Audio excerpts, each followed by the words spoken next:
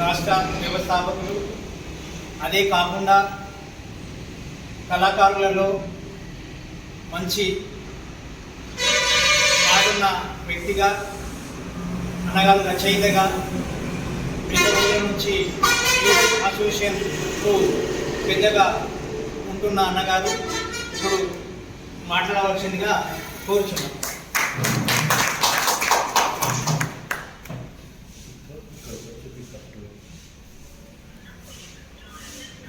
ఈరోజు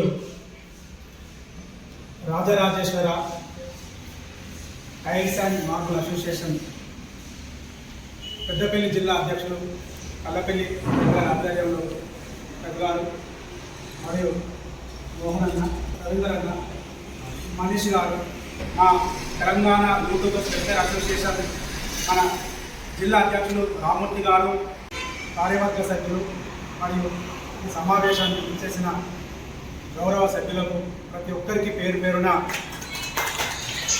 వందనాలు తెలియజేసుకుంటూ, ఈ కార్యక్రమాలు ఎంతో విలువైనది, గొప్పది.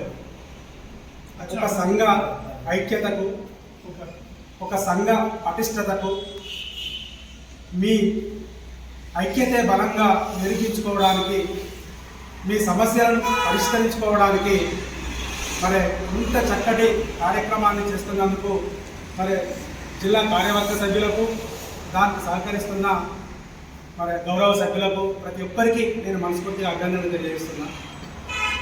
మరి ఈ మీటింగ్ ఎందుకు? నెల ఫస్ట్ తారీఖు నాడు మనం ఎందుకు సమావేశమవుతుంది?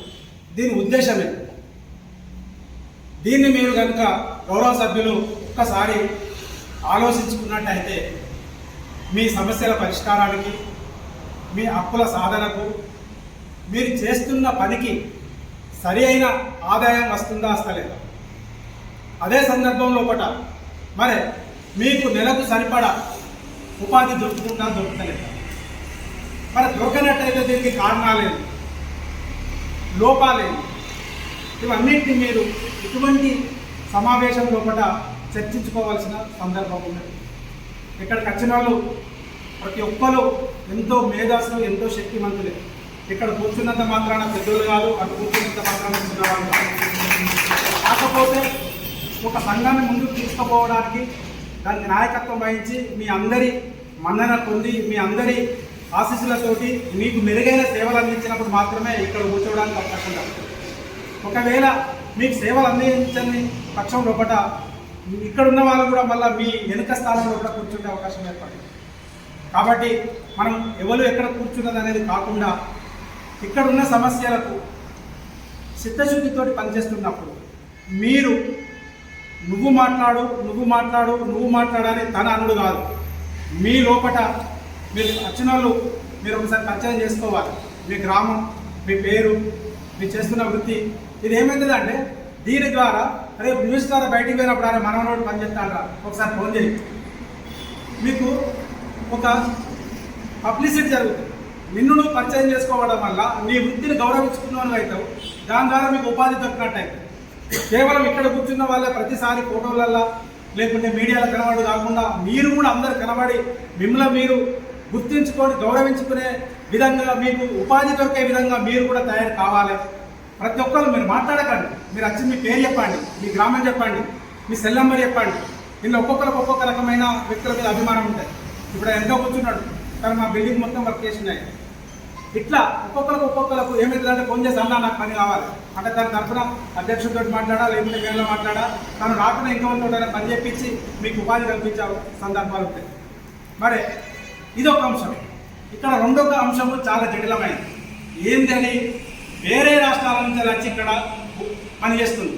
మరి ఇక్కడి బిడ్డలకు పని దొరుకుతలేదు. మరి ఇక్కడ మేము ఒకటి తెలంగాణ రాష్ట్రం లోపల పెద్దపల్లి జిల్లా డెవలప్మెంట్ ఫోరం అని ఒకటి ఏర్పాటు చేసినాం. దాని ఉద్దేశం ఏంది? ఇక్కడున్న బిడ్డలకు పని దొరకాలి, ఇక్కడున్న బిడ్డలు సుఖ సంతోషాలతోటి వర్ధిల్లాలి, వాళ్ళ కార్మికుల స్వేదానికి, శ్రమజీవుల చెమటకు మనం మీ మెరిసే అద్దాలల్లా ప్రతి ఇటుకకు ప్రతి అద్దంలో కూడా మీ ప్రతిబింబం ఉంటుంది. వాళ్ళను గుర్తించి వాళ్ళకు ఆర్థిక వనరులు సమకూర్చే విధంగా మీరు ఎదగాలనే ఆలోచనతోటి పెద్దపల్లి డెవలప్మెంట్ ఫోరం అనేది ఒకటి ఏర్పాటు చేసింది. కొన్ని సమయ సందర్భం జరగకపోవట్లో మేము కొద్దిగా దాన్ని ఆపిన మళ్ళీ కూడా అది ముందుకు పోతుంది. ఇక్కడ మీరు చేయవలసింది వేరే వాళ్ళు వస్తే పని దొరుకుతుంది, మీకు పని దొరుకుతలేదు. దానికి కారణాలు మిమ్మల్ని మీరు ప్రశ్నించుకోవాలి. ఇక్కడ ఏమవుతుంది, ఒక ఇంటి యజమాని వాడు ఎవడో తెలియదు, వాడు ఉంటాడా తెలియదు, వాడు పని పూర్తిగా చేస్తాడా తెలియదు, ఎట్లా చేస్తాడో తెలియదు. కానీ ఆయనకి ఎందుకు బెండ్ అవుతుండు? మీరు 50,000 చేసేది వాడు 20,000 30,000 చేస్తాడు. ఇల్లు కట్టుకునే వ్యక్తి ఏమనుకుంటాడు, అరే నాకు 20,000 30,000 లాభం అవుతుంది అనే ఆశతోటి వాళ్ళతో పనులు చేయించుకుంటే కొన్ని పనులు మధ్యలో విడిచిపెట్టి, కొన్ని పనులు పూర్తి చేయక, కొన్ని పనులు అర్ధాంతరంగా వదిలిపెట్టిపోతే మీరు మిమ్మల్ని బతిలాడి మళ్ళీ మీకు డబ్బులు ఇచ్చి చేసుకునే పరిస్థితి కూడా వాళ్ళకు కూడా కలుగుతుంది. కాబట్టి ఇక్కడున్న పెద్దపల్లిలో ఒకటి ఉండనే కాదు, టోటల్గా ఎక్కడ ఏ ఇంటి యజమానైనా మీరు ఎవరితోటైనా పని చేయించుకోండి, ఏ రాష్ట్రం వ్యక్తి అయినా పర్లేదు. కానీ అధ్యక్షుల ద్వారా వచ్చినప్పుడు మాత్రమే పనిచేటట్టుగా మీరు అందరు కట్టడి కావాలి. వాళ్ళని కూడా మనం పొమ్మంటలేము, వాళ్ళని కూడా జీవించాలి, వాళ్ళు కూడా బతకాలి. ఎందుకంటే మన దగ్గర నుంచి కూడా వేరే రాష్ట్రాలల్లో వేరే దేశాలలో కూడా మన వాళ్ళు కూడా బతుకుతుండ్రు. బతుకుదేరు అనేది మనిషి హక్కు, ఎక్కడైనా బతకచ్చు. కానీ ఇక్కడున్న వాళ్ళ పుట్టగొట్టి బతకడం అనేది మనకు వ్యతిరేకం, వాళ్ళు వ్యతిరేకంగా. మరి దీనికి మీరు తీసుకునే చర్యలేంది?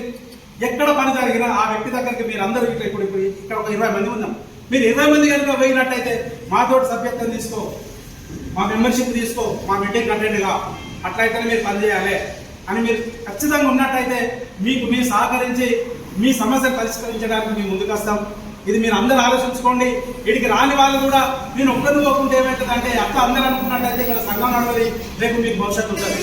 మళ్ళీ మనం భీమండికో దుబాయ్కో లేకుంటే ఎక్కడికో వలసలు పోవాల్సి వస్తుంది, భార్య పిల్లలను వదిలిపెట్టి నరక యాతన అనుభవించాల్సి వస్తుంది. అందు గురించి వాళ్ళు ఏ పని చేస్తుండో వాళ్ళు 50,000 అన్న కాడ వీళ్ళు 20,000 అన్నారంటూ మీ 30,000 చేస్తామని చేయండి, నాణ్యతతోటి చేయండి, యజమానుల మన్నన పొందండి. వాళ్ళు ఇంకొకరి ఇంటికి మావాడు బాగా చేసిండు వీళ్ళని మాత్రం మంచిగా చేస్తారని చెప్పేటట్టుగా మీ ఫలితాన్ని కల్పించుకొని వేరే ఇంటి యజమానికి వాళ్ళు చెప్పి మిమ్మల్ని ఫోన్ చేసినట్టుగా మీరు తయారు కావాలని అట్లయితే నేను ఆశిస్తున్నా. ఇంకా మూడొక అంశం, మరి ఇక్కడ ఉన్న వాళ్ళంతా కష్టజీవులు. అన్న చెప్పిండు ఇప్పుడు రామూర్తి అన్న, రెక్కాడితే డొక్కాడదు. ఏ రోజుకి ఆ రోజు మనం చేసుకుంటే కానీ జీవనం గడిచే పరిస్థితి లేదు. మరి ఈ సందర్భాలల్లో మనకు ఆరోగ్యం బాగా లేకుంటే ఇప్పుడున్న పరిస్థితులలో అట్టి సడిది జనమత్తే కూడా దాగుండాలకు పోతే 20-30,000 అవుతుంది. మరి నువ్వు నెలంతా కష్టపడితే కూడా నీకు 30,000 అవుతుంది.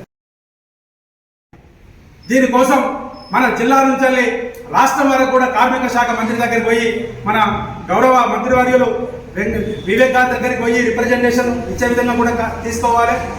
ఈ ఆరోగ్య భద్రతతో పాటు మీ పిల్లలకు ఎలాంటి టెస్టులు లేకుండా, ఎలాంటి ఇంటర్వ్యూలు, ఎలాంటి రాత పరీక్షలు లేకుండా గురుకులాలలో మీ పిల్లలకు చదువు చెప్పే విధంగా కూడా ఒక ప్రణాళిక తీసుకురావాలి. అదేవిధంగా మీరు ఎంతోమందికి ఇల్లు కట్టి ఇల్లు నిర్మిస్తున్నారు, కానీ చాలామంది మన పేద బిడ్డలకు ఇల్లు లేవు. మరి మీకు ప్రభుత్వము ఫస్ట్ ప్రయారిటీ లోపల ఈ కార్మిక బిడ్డలకు మరి ఆ డబుల్ బెడ్రూమ్ లోపల అవకాశం ఇచ్చి మిమ్మల్ని ఆదుకోవాల్సిన అవసరం కూడా ఉంటుంది. ఇంకా వీటన్నిటికంటే ముందు ఏ కారణం చేతనైనా ఏ వ్యక్తికైనా అనుకోకుండా ఏదైనా జరిగినట్టయితే మరి ఒక రైతు బీమా 5 లక్షలు ఇస్తాను. ఇంకా వేరే వాళ్ళకి ఇంకా బీమాలు ఉన్నది. అట్లనే ఏ కార్మికుడైనా అనుకోకుండా ఏదైనా జరిగినట్టయితే మీకు 10 లక్షలు ఇచ్చే విధంగా జీవో తీసుకురావడానికి మనందరం కలిసి కృషి చేయాల్సిన అవసరం ఉన్నది.